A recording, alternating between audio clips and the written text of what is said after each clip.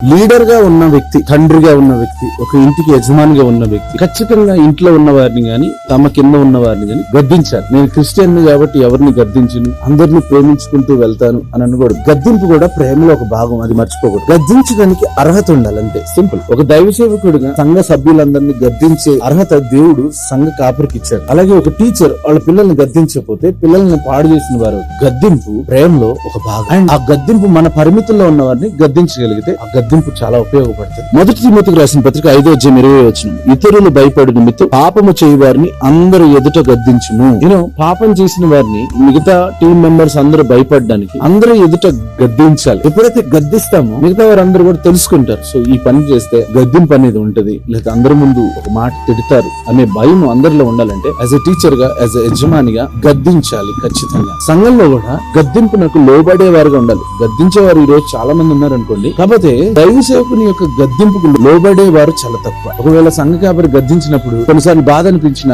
ఒకవేళ లోబడగలిగితే ఆశీర్వాదం వేరే లెక్కలో ఉంటుంది, గొప్పగా ఆశీర్వదించబడతాం.